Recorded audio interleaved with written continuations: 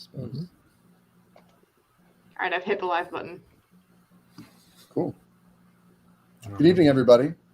Welcome to MAASIN's February Town Hall, specifically for parents and guardians of new drum corps students. My name is Cameron Guerrero. I'm going to be facilitating the event this evening. I am a MAASIN Corps member, a high school band and orchestra director, and on the admin staff for the Blue Devils. Rand, you want to go next? Hi, everyone. My name is Rand. You've seen me on a lot of MAASIN live streams before, but today I am joining as a panelist and not as the facilitator. I'm the founder of MAASIN, and I also chair our Whistleblower Support Committee. I have done admin staff for both World Class and Open Class Corps, as well as Sound Sport, where I marched in the Canadian circuit.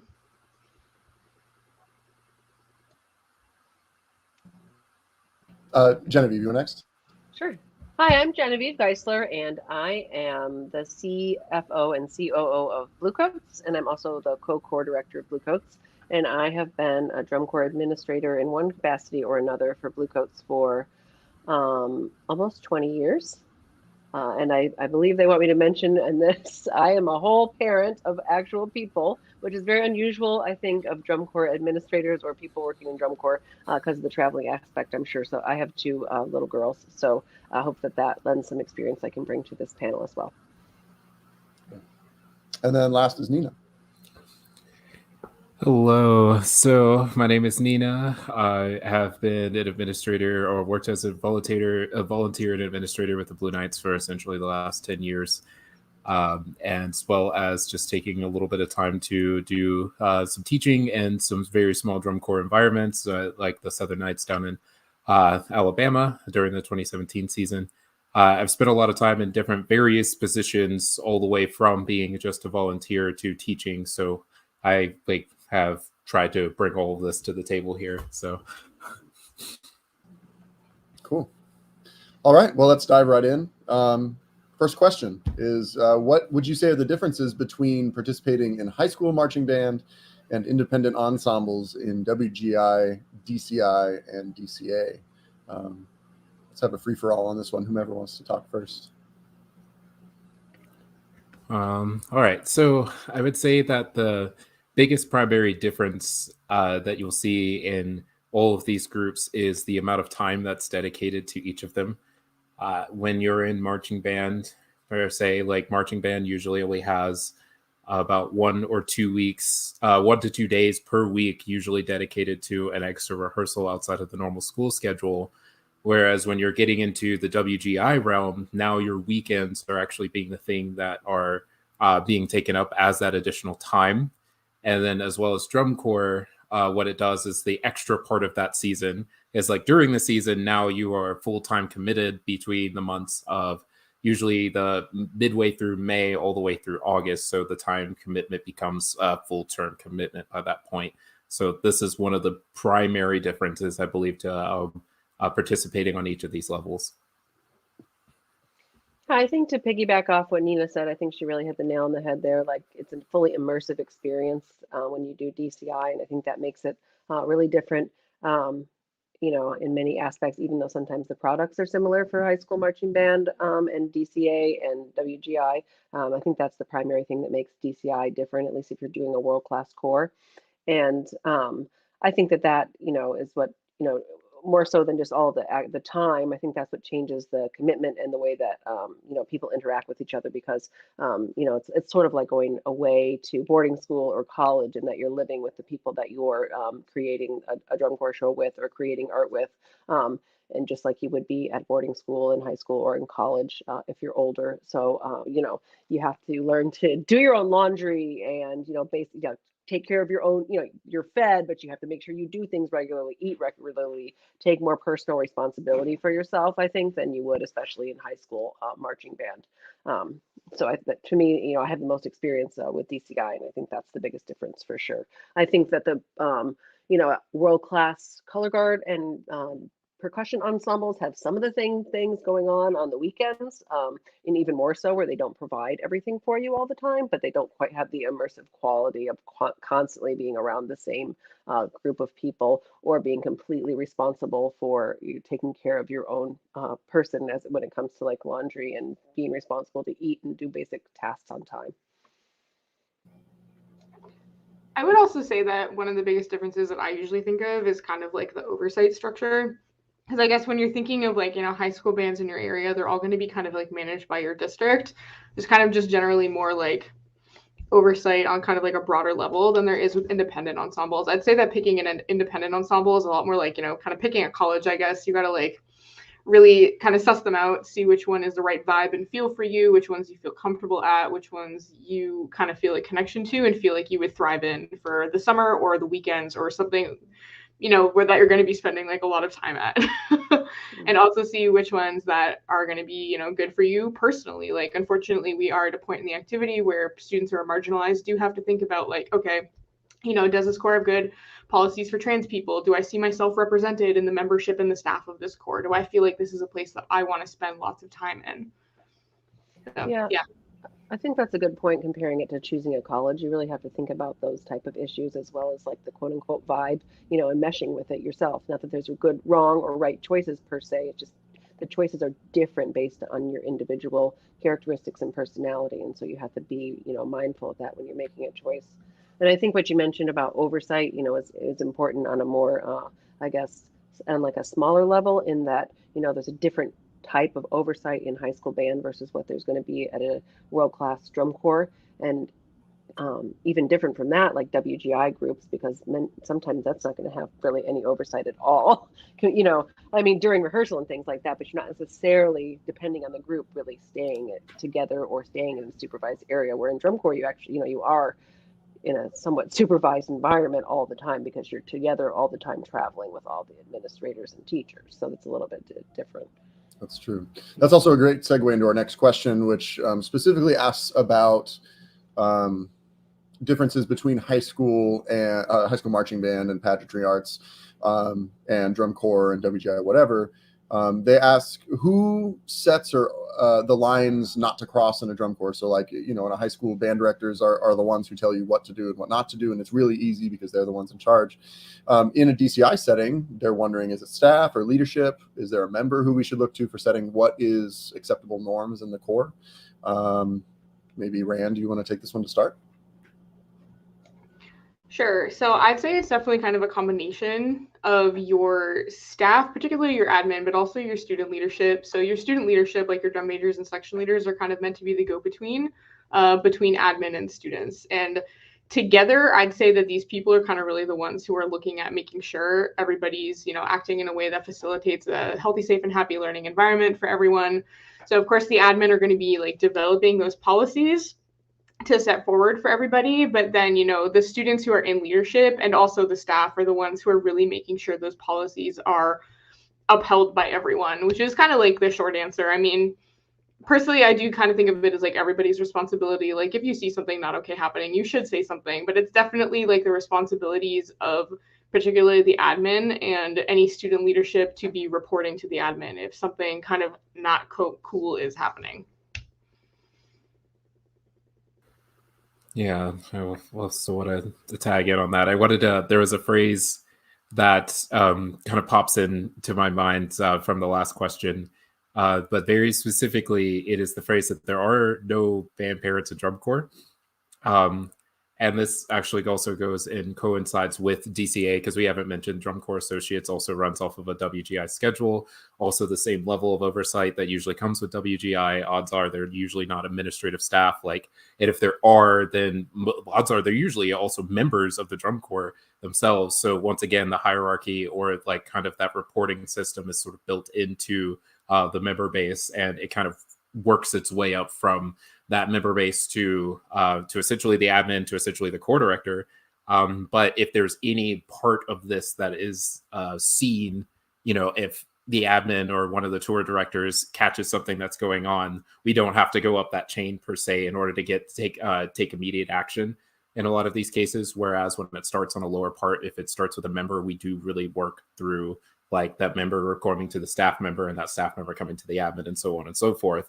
But if any of the admin or if the core director himself or themselves actually catch any of those things going on, usually action is taken almost immediately.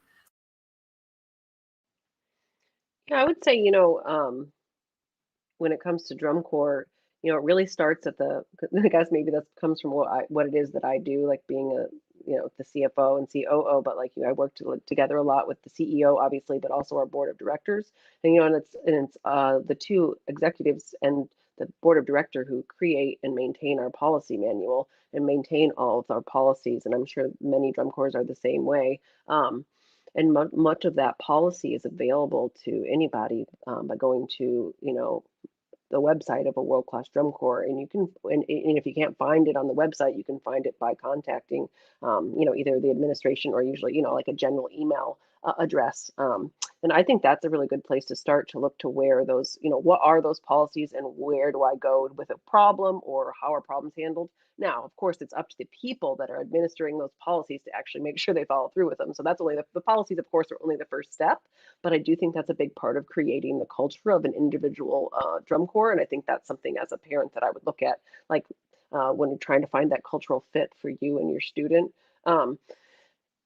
To either, check out what those policies are and also ask if you can't find them, or just be prepared to create a dialogue with people administering the group and see if you feel comfortable with how they administer those policies.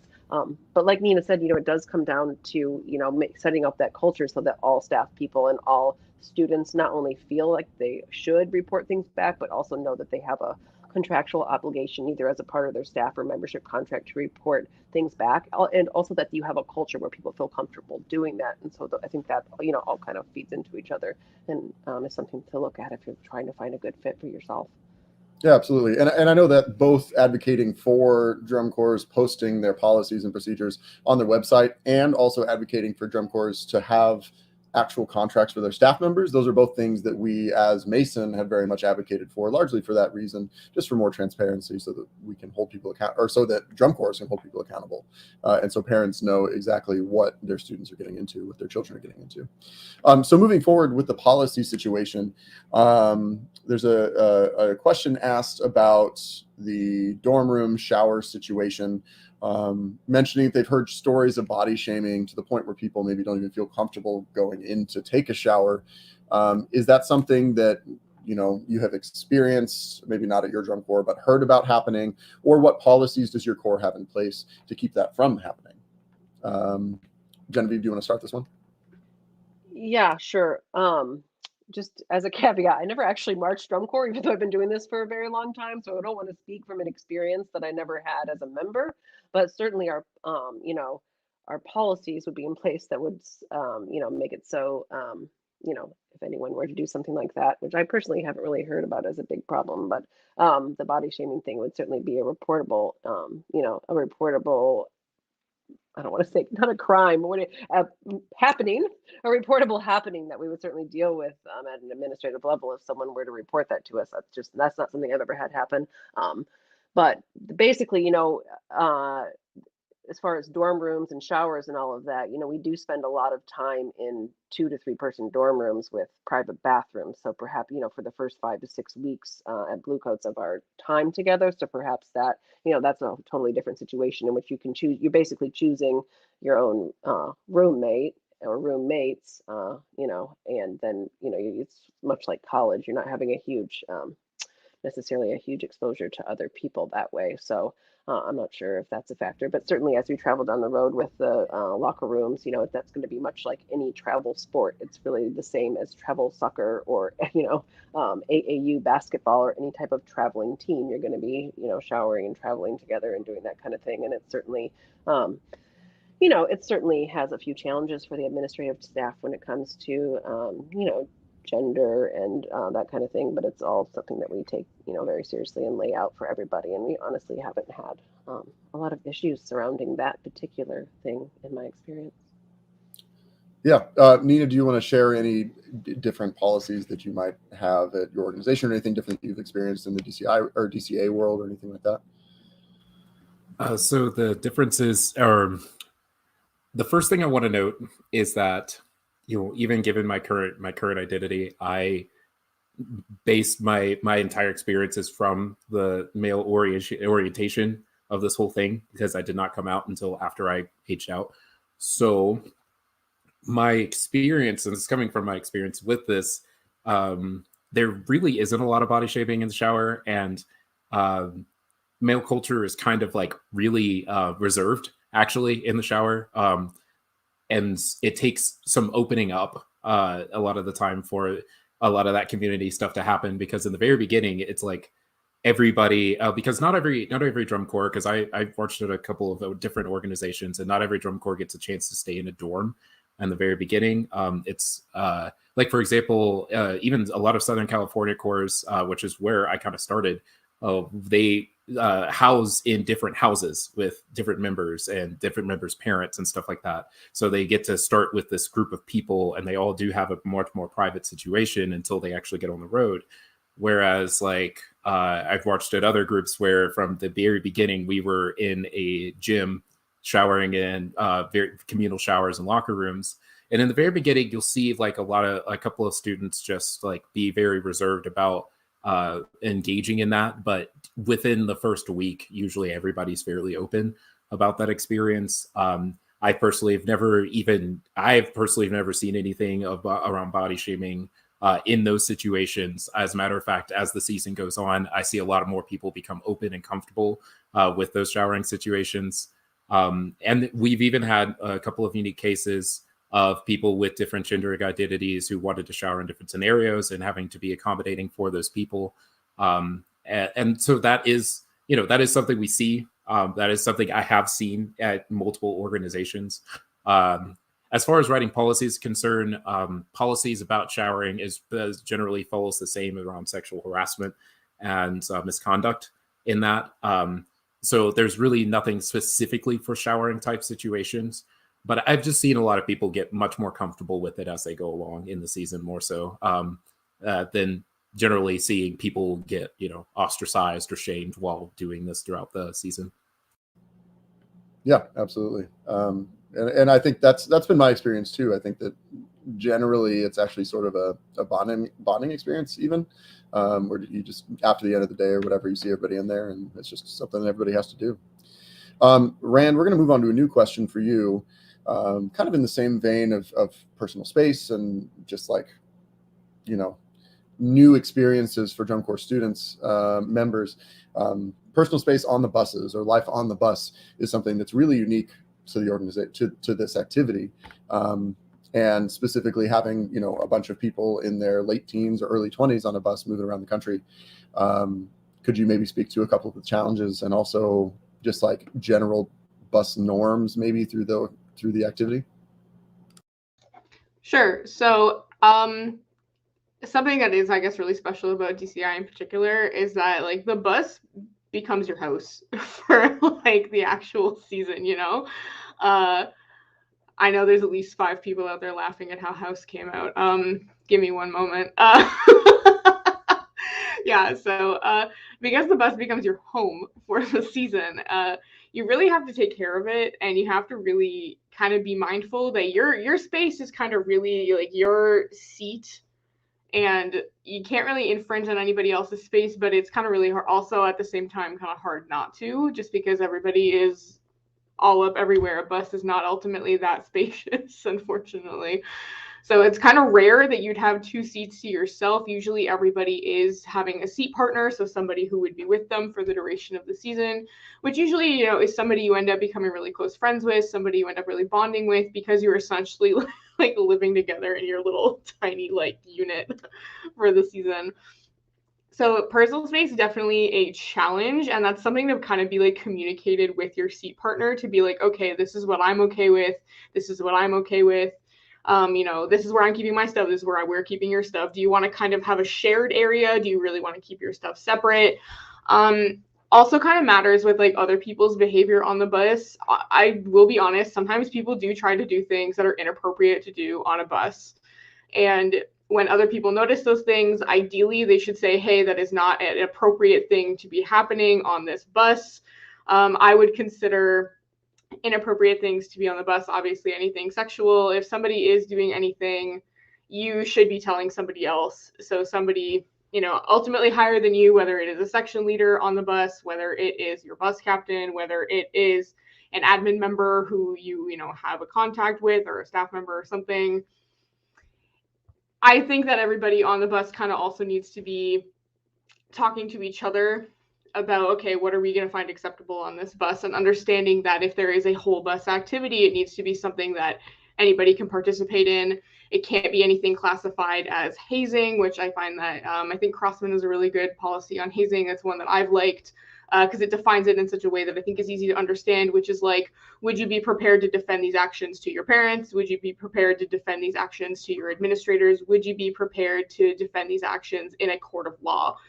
Which like sounds very dramatic, I guess, but you have to remember that because this space is ultimately, depending on the core, usually shared by people who are minors and are over 18, you really have to be mindful of these things. And so I would encourage everybody to kind of look into the bus policies at your core. Like, for example, do they allow people to be seat partners if they are, one is a minor and one is not a minor, et cetera, et cetera. Some cores actually also put all their minors on one bus to kind of, you know, help out with these kinds of things, but I'm sure the others also have stuff to add. I don't want to like ramble about bus politics and space for forever. Yeah, either of you, if you have anything to add, please.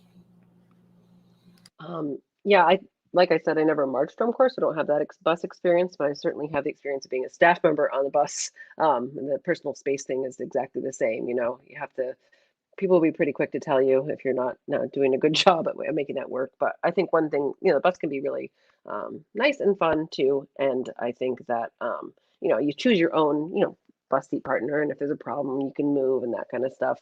And yes, we have a policy like same for dorm rooms. Like you have, if you're a minor, you have to be a seat partner with another minor, unless your parents give explicit permission, written permission for you to be a roommate or seat partner with someone else, which often happens because, like, let's say two females that are both, that one's 18, one's 17, and they're friends and they're in the same section and there aren't there are a lot of other girls in that section. It makes absolute sense, but we do require someone's parents' permission. That's the rules that we have now.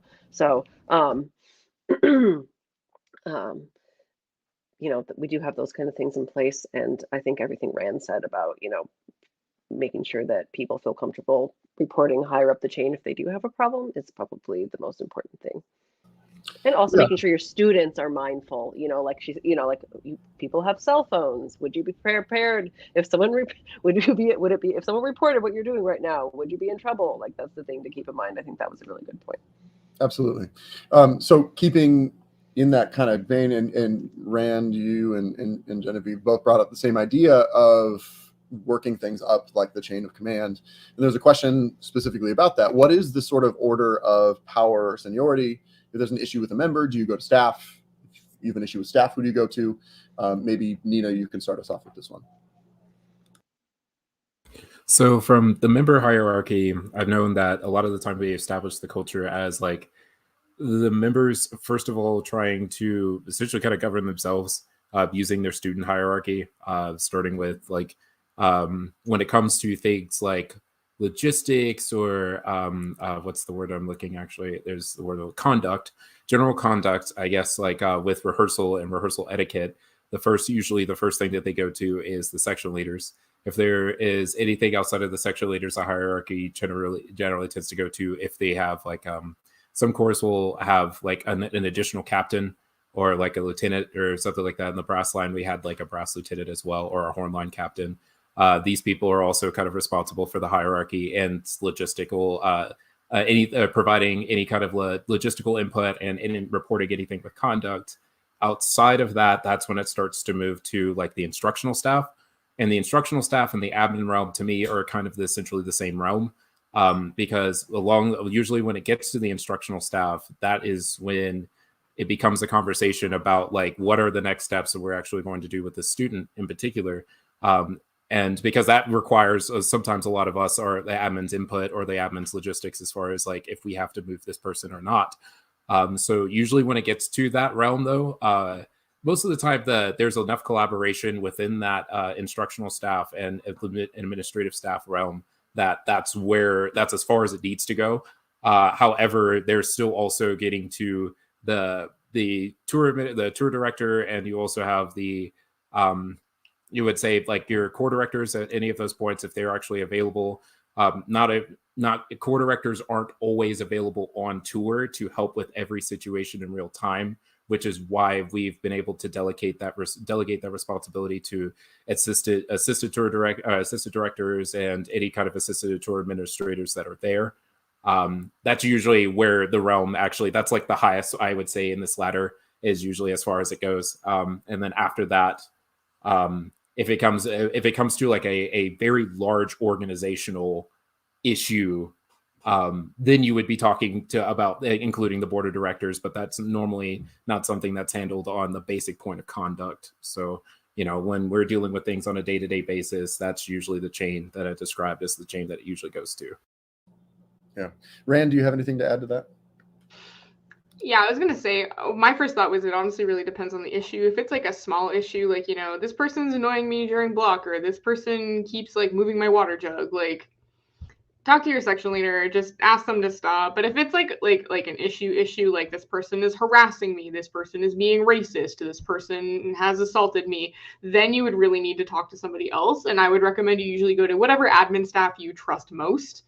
Because as we know, like the director won't always be on tour, the tour director won't always be on tour. There, unfortunately, just due to the nature of the activity, there is a bit of like a rotating nature of cast happening, staff happening. So I would say talk to the staff member you trust most, preferably an admin staff member, if it's like a serious issue. Yeah, absolutely. Let's go ahead and move along, actually. I think the next one, Genevieve, maybe you can help us out with this. Probably from a member, will we be able to see our parents after shows? And maybe we can approach that from both a world-class kind of lens and also maybe a open or even DCI or WGI.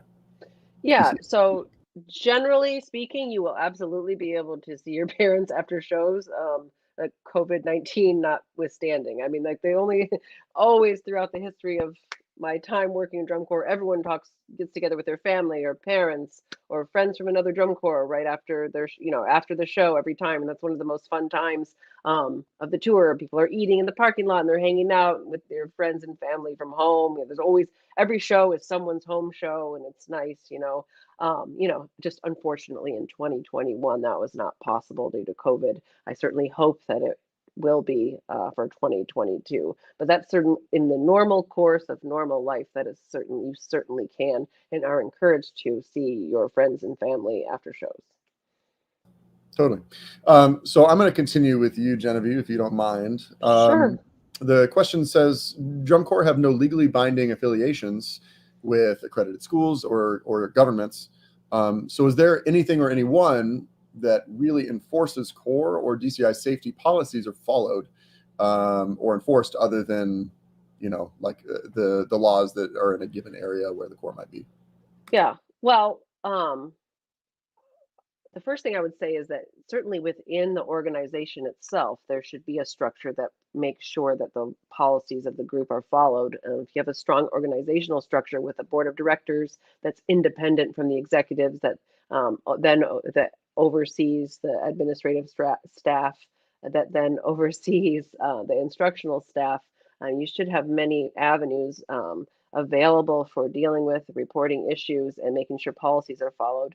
And certainly no one at any level of that should have any problem reprimanding, enforcing, or even letting go staff and students. I have certainly done all of those things myself when it comes to violation of, organizational policies. I mean, we are, it's a nonprofit corporation that's subject to, there's legal liability for the board of directors, for instance, or for the core administrators or directors. And so while there's not an overarching, I guess, governmental something like there might be at a state college, I don't think it's that different in just a much smaller scale than something like a private school.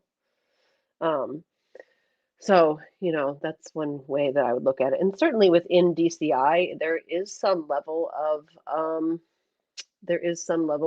policy enforcement. Well, they don't tell you exactly what most policies have to be. They do mandate that you have specific policies. And part of what they also do is that, whatever policy you do set, you're supposed to follow it internally.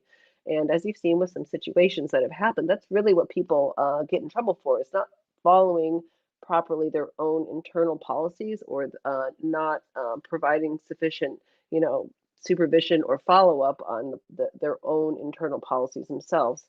And I will also say that, DCI, nobody's perfect, and neither are the Bluecoats, and neither is DCI, but they do follow up on all of the complaints that they get that they can follow up on, or whistleblowers, things like that. And so do the Bluecoats, and I'm sure most corps do too, but I can only speak for my own personal experience at Bluecoats and with DCI. If someone sends something in to DCI, they follow up with the corps. I've been followed up with. Sometimes the things are serious, and sometimes they're not. Sometimes it's like chicken nuggets, So, but they do follow up, and sometimes, if it's about, they'll follow up with, they know how to follow up with someone that it's not about, I guess you could say. And within within an individual corps, we do the same thing. It takes up a lot of resources, a lot of time of all the people that are doing the administration. And I know that the same is for DCI. Well, so while I know it's not perfect, they do follow up on tons of that stuff. We also all don't have the ability to share that publicly easily at all, because of the liability that we face, and because of privacy issues, and because many of the complaints are anonymously submitted, and we have no way of following up with people. I'm personally responsible for doing pretty much any follow-up on anything that's to do with anything related to sexual harassment, marginalized groups, anything like that within the Bluecoats. And I've received whistleblower things, as far back as like the 1980s.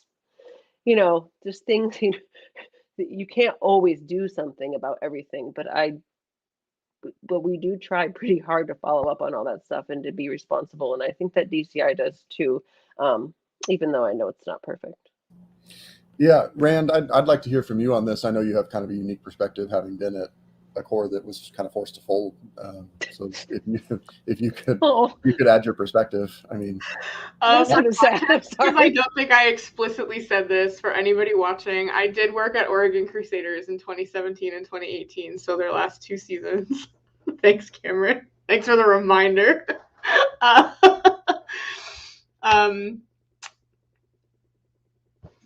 Man, what was the question again? Okay, the question is, drum corps have no legally binding affiliations. Who's making sure? Yeah, ideally it should be, your admin staff, like your upper admin staff, who are making sure that these things are properly dealt with, and making sure that,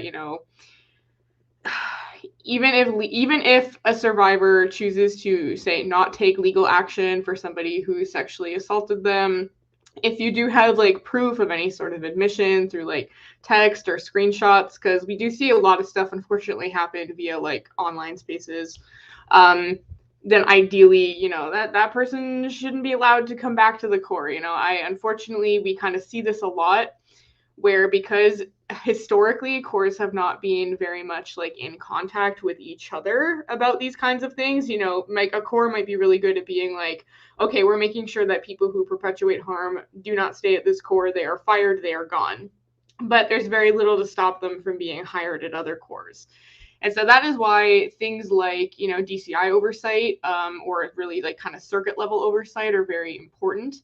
That is why I would encourage people to report both at a corps and circuit level if you feel it is necessary, because you feel like your corps is perhaps not taking it seriously.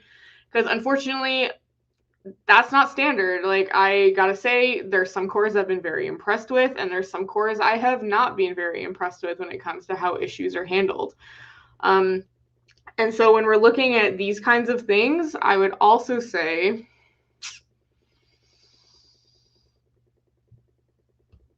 trying to decide how to phrase this.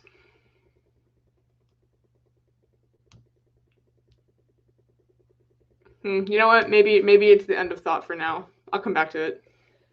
Well, let me just say real quick that I think that one thing that's really important from what you said is like reporting it at your group level and at your circuit level, or if you don't get the follow-up that you want from your group level, report it at the circuit level later. Like, don't don't give up on following up on something, Mhm. because I do believe that people, that a lot of times people assume nothing will be done, but it's not always true. It might be slower than you want. It might not be exactly what you want for an outcome, but typically if you report it at both levels, someone is going to follow up, in my experience. And I think it's really important, that how to contact, how do you report something? Like, we go over this with all the students at the beginning of the year. Like, if you need to report something, here's how you do it. You can go to dci.org/whatever. You can go to bluecoats.com/safety. You can email this email address. You can do this. Here's everything that you can do. And we have it right here and it's posted. And so we want you to know that these are the things you can do. And of course, you can come to someone in person. But I think that it's really important that people know that there are many avenues for reporting issues that you do have, and that we want you to tell us, because we also sometimes, something that's been frustrating for me, and I know why people don't want to say anything about stuff, but sometimes I've heard about things 10 years later that there's absolutely nothing I can do about now. And it's not all related to sexual assault. It could be racist acts that occurred. It could be all kinds of things. Certainly would have done something about it. I had no idea. We can't see everything that happens, and I would welcome knowing the things that do happen. So I think that's something really important to, you're not bothering me. It's my job. You're not, you know what I mean? But we Mhm. can't fix what we don't know about. So I think that's something really important to stress to incoming people. Yes, I would like to stress that any core worth their salt who is actually, doing these things to do their due diligence will make it very clear exactly how you are supposed to be reporting things that happen, who you go to, what the process looks like. Ideally, there should be options for anonymous reporting. However, if they don't offer anonymous reporting, that is actually a huge part of why the MAASIN Whistleblower Support Program exists in the first place. So that if you would like to talk over whatever happened to you with just like some understanding people from the activity beforehand, that's something you can do. If you would like people to help you report, that's something you can do. Something that people have found is useful for is, even if a person wants to be anonymous with a core, we can act as a go-between to, ask them for more information, ask them for screenshots if they have them, and kind of be that contact. Because like, we do always recommend that people report themselves if they can and if they feel comfortable. But if they want that additional support, like, that is why we're here. I guess a lot of people think that we're here to just kind of like throw reports at cores and like be mad about it. And it's like, okay, I am really mad when I see terrible things happen in the activity that I love and put a lot of time and care into. But ultimately, we're here because we want people to be able to kind of get justice in a way that is best suited to them. But also, we want cores to know so that they can actually like take action and make sure these things don't happen anymore, and make sure that they're going to have safe and healthy learning environments for everybody, the kind of phrase that I toss around so much. So yeah, that is something I would stress to people, is your course should give you all the information. If they are not giving you all the information, I very much encourage you to ask. And if it seems like there's something lacking in that process, you should probably talk to somebody. Cool. I think this one's going to take a little while, so let's move on to the next question, specifically about the health of members. The person who asked the question says that the majority of cores do have access to certified athletic trainers, which may or may not be true, but don't have licensed medical staff, such as doctors, RNs, or nurse practitioners. And then the presence of mental health professionals is nearly non-existent. So what is your opinion of the overall lack of trained health professionals within the activity? And is that something that you've seen in the activity, or is do you see that through a different lens? Nina, let's start with you. So I have luckily been a part of a couple of organizations that got their first athletic trainer and first part of medical staff. And it is it is an avenue that is desperately still needed in the activity, honestly, just simply because the difficulty comes with actually being able to hire these people to begin with. When you start to get to licensed professionals, you're getting into a budget that the Corps may or may not have at this rate and time, just given the way the activity kind of logistically works. And it's just really hard to keep a person like that on staff full time. However, the presence of athletic trainers has been a very great proponent. What it needs in some cases, since a lot of these programs are actually very new for most of the drum corps that get them, these athletic trainers really just, a lot of them are not necessarily even I guess, familiar with the activity itself or the intricacies of the activity itself.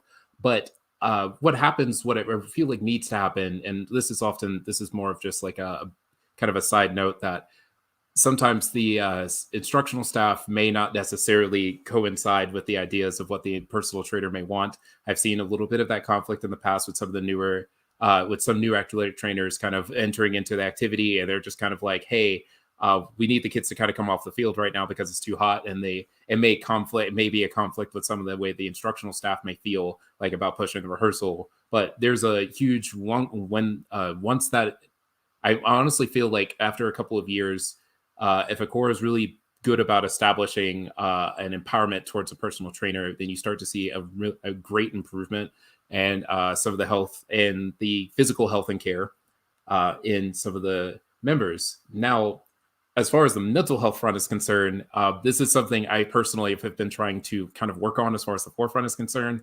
It is still, unfortunately, meeting the same kind of fate with having to hire licensed professionals to be there the entire time for the amount of time that they would have to be there, because essentially you are asking for someone to be on call for 24/7 for 85 days straight if you're thinking about putting them on tour.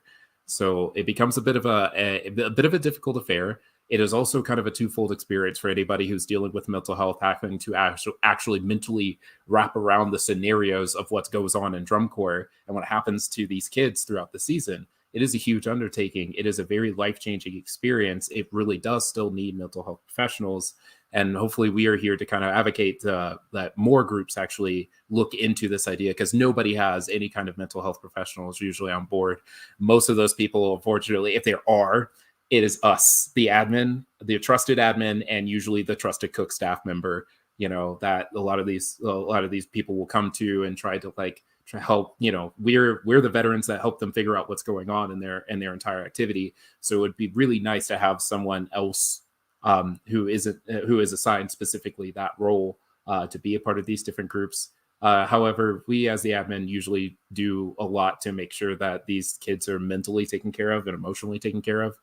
We do our best, and sometimes it's hard for some of the students to come forward. They don't really know that they have anybody that they can turn to. So what we've at least done at Blue Knights for the last couple of years is that we've tried to establish at the very beginning of the season that you can come to the admin. You can come to, in fact, the head admin, and he will give you his phone number. And if you have any issues, you can definitely talk to him. This is the kind of culture we wanted to establish with the admin, or between the admin and the members, in order to kind of compensate for that lack of mental health and emotional and kind of I would say emotional monitoring. I would love to see more of this across the board. It's just unfortunate that you just don't see as much of it. And it's not really because a lot of corps don't necessarily want to do it. They just can't afford it. I do think there are a lot of creative workarounds with that, though. So when we're talking about, people being stop. I saw it, Cameron. When we're thinking about people being able to kind of take care of their mental health on tour, something interesting that I've heard of a bunch of corps doing is actually allowing students who are already seeing a mental health practitioner, such as a therapist or a counselor, to be able to continue seeing them over corps, so that you are in communication with, the caption head to say hey, X member has therapy at 11 a.m. on Tuesdays. Just understand they are not going to be in block for an hour. They're going to come right back. It's totally fine. I think that kind of thing is so important to make sure that people who are already accessing care are able to continue that care to stay mentally healthy throughout the season. And I also do think that something administrative staff can do is also kind of become knowledgeable on kind of resources for these kinds of things, kind of research good crisis lines and kind of keep kind of a couple in your head so that you can share that information with students to be hey, if you are feeling very upset and you would like to talk to somebody who is trained in some way, there are things you can call, there are kind of things you can do. Something that I always recommend to people as well is there's actually several helpful mental health apps you can do that kind of allow you to journal and unpack thoughts and kind of think of things critically and help you process what's going on. Before I got into this, I probably should have mentioned that I do have a Master of Social Work, so this is where this is coming from, in case anybody is wondering. Which does make things a little weird for me as an admin staff as well, because obviously a lot of the mental health piece has kind of defaulted to me in certain situations. But then it's weird because it's like, even when you have, people who are certified on tour, like, I don't know if certifications cross state lines. I'm Canadian. I don't even know if I'm allowed to, like, technically do things in the US. So it ends up being a very strange liability. And of course, I'm obviously going to do my best for any kid that needs my help. But these are things we also have to think about, which is just unfortunate, which is why I always, always, always keep a kind of like a mental index of all of these resources. And I would encourage anybody watching this that if you do want like kind of assistance on finding good resources, please, please, please contact Mason, and I would love to point you in a good direction of some things that I think could be helpful for people. So, yeah. Yeah, so I'll get back to the mental health thing at the end, because I definitely think that's a place that we have to grow big time. But I would just say that the medical staff and training that we have, and professionals that we have, is one of the things that I think has grown the most over my time with drum corps, since starting in the early 2000s till now. DCI actually does require that you have a certified medical professional of some sort with you at every single rehearsal. That is a new requirement in the last couple of years. Every single rehearsal event, to whenever you're together. So that obviously means camps, but also the entire tour. You have to have one person with you at least at all times. Now that can be many different things. It could be an EMT, a nurse, could be a doctor, could be a certified athletic trainer, and honestly, the most valuable one of those to actually be with you all the time is absolutely a certified athletic trainer. So I think the question was actually worded in a kind of misleading way.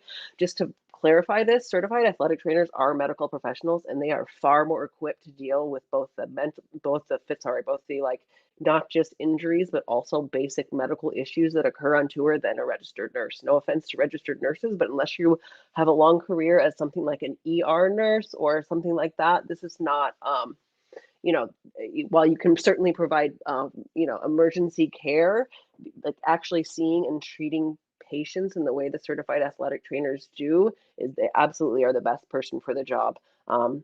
So, to go from not really having a lot of professionals and like relying on the cook truck folks back in 2002 to like hand out Band-Aids and stuff, to now where we have 2 certified athletic trainers, 2, by the way, they have master's degrees and oftentimes are working on their doctorates. 2 athletic training interns, usually 2 or 3 of those, who are like doing required training for that master's degree, as well as an EMT on site. I think that is like a vast improvement and can provide a lot of care for your students. Is it perfect? Could we do with more? Yes, but I think that athletic trainers are actually the perfect people to lead that. So I just wanted to clarify that and make people's parents feel confident in that.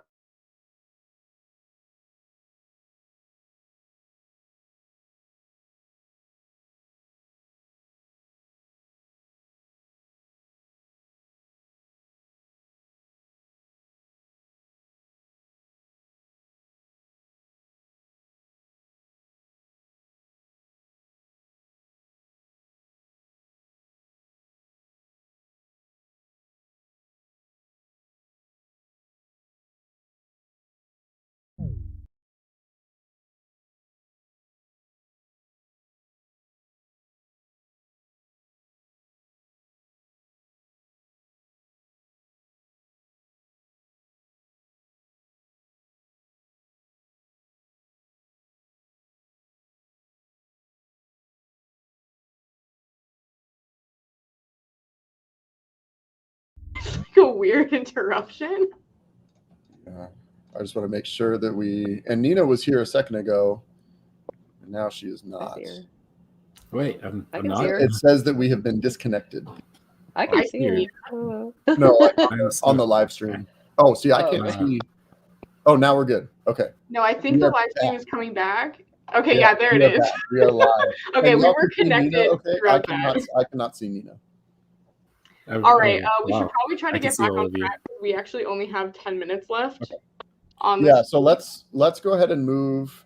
Genevieve, I know you had a mental health component. Do you Oh, that's want okay. to- I was just gonna say we do Okay. have work to do on that for sure. But like, I just want to say it's not just cost; it's also like the licensing thing that Rand was mentioning. Absolutely. I don't know if you've ever done BetterHealth or something like that online. How the person is actually has to be licensed in the state where you reside to make it work. So it's not as easy as just even connecting people with those type of practitioners. However, the pandemic has actually opened up a huge new avenue. We found that this past summer, even in our short tour, in which telehealth for mental health and regular physical health with doctors, but especially mental health, is far more available. And we were able to keep people on with their home counselor over the summer, and it was a huge help. So I think that that could be a really big help to us as an avenue, because most counselors now, even your regular home one that you didn't get from BetterHelp, like now have telehealth appointments available. And that was far more available than like by times 15 than it ever was in the past. So I think that could be a big help. Not that we shouldn't work on some of the other things, but that helps, especially with the licensing aspect that makes it impossible for someone to really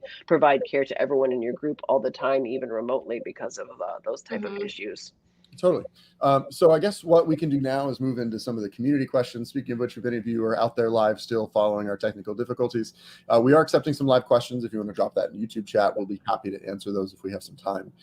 So keeping in the same vein of member health, the first question is going to be, if my child has to come home before the season is over for health reasons or injury, am I responsible for covering emergency travel costs?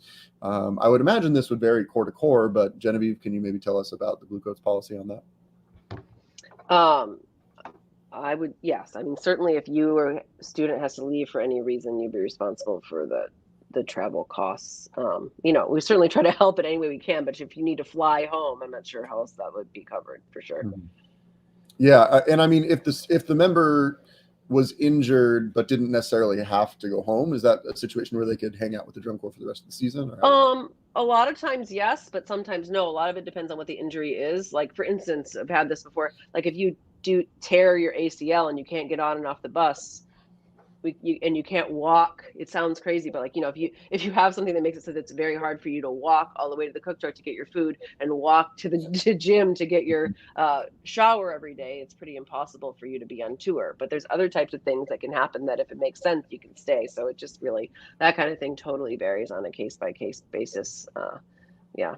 Rand, it's also not very fun, maybe, but we certainly have had people stay and not stay, or maybe move into another role. It just depends. Absolutely. Yeah, we've had people get injured before. At Oregon Crusaders in 17, somebody did get pretty seriously injured, but did just end up like staying on for the rest of the season as kind of like an alternate. So she would stand by the sidelines and spin. She was in the guard. And she ended up being kind of helpful, because I mean, she ended up helping me with a lot of stuff, like every time I had to take care of uniforms and whatever.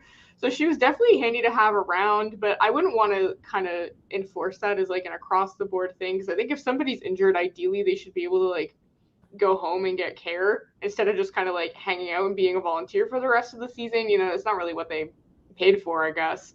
I would say that if you do get injured during a season and it's partway through the season and you are kind of worried about like, oh, am I going to be able to like, afford to go home right now, or like this emergency flight? If the Corps was going to be able to refund you for a part of your missing season, you could potentially ask about them booking your flight and taking that out of your refund if you wanted to. I'd say that if you are in need of help, it's better to ask than not ask. So always explore your options first. Yeah, and also just to clarify, like, no one's gonna leave. Well, I don't think anyone's gonna leave you stranded anywhere. Yeah. You know what I mean? Like, that's not when I like drop you off at the airport and be like, "See ya, kid with a broken leg." Like, bye. Like, we're gonna help you. Or I mean, we've had situations where people's parents had to come fly to meet them, but like we left them in the care of other administrative staff until someone got there, or another parent until someone got there. I mean, those type of situations, have happened before. We just, we find a way to make that work. Absolutely. Yeah, I've okay, and then let's move into our last question in the last couple minutes. What if one of my woodwind playing students is interested in marching over the summer? Are there opportunities for them? Rand, do you want to start us off on this? 100% yes. Lots of people who do DCI are actually woodwind players in the off season. So people either are self-taught, they get lessons, or a lot of corps are actually willing to help you learn, particularly sound sport and open class corps, because they're kind of tend to be a lot more focused on like the educational aspect of it, and because they do tend to have younger players on average. definitely please, if you really want to march and you are a woodwind player, that doesn't necessarily have to be a deterrent. So there are several corps that will assist you with that. I would say look for open class first. Yeah. Genevieve, anything to add to that? No, I think that's a great point. I think Right. it's tough. Don't try to make the Blue Devils and the Bluecoats your first day, but like you can do it if you want to. If you really want to do it, go find a place to do it. Yeah, absolutely. Any parting thoughts from either of you before we send it off? I guess you really can't see me. May not be able to see me. I just wanted to mention about as far as the woodwinds situation is concerned, I also have known drum corps to have allowed Sorry, students to I don't actually know if Nina still there. Nina is talking, Cameron. Oh, I'm so sorry. I have no idea that she's still there. I can't see her. That's okay. I figured you couldn't. Yeah, I don't know. I can't see her. Anyways, sorry, Nina. Please continue. It's okay. It's okay. I just wanted to go ahead and continue. It's just that I've known certain corps to allow students to actually audition initially on their woodwind instrument, just to gauge exact their musicianship and playing ability, especially just something in a natural environment, as well as also like kind of using that as a as like a a step off to seeing them at the next audition. And like was mentioned before, a lot of people. I marched one of my horn sergeants was a bari sax player. So don't ever, and this guy didn't make it initially. Was a matter of fact, when he first auditioned, they told him that he wouldn't be, that he probably should aim for the next season. And he came back the next month and ended up being the horn sergeant. So don't ever let any of that discouragement of not knowing the instrument as a woodwind player discourage you, because you definitely can. I promise you'll be able to learn while you're there. In fact, it is one of the best ways to become a better brass player if it is not your natural instrument. I would also like to add that there are several sound sport ensembles that do allow woodwind players. So if that interests you, I'd say look for a sound sport ensemble if you would prefer to stay on your home instrument.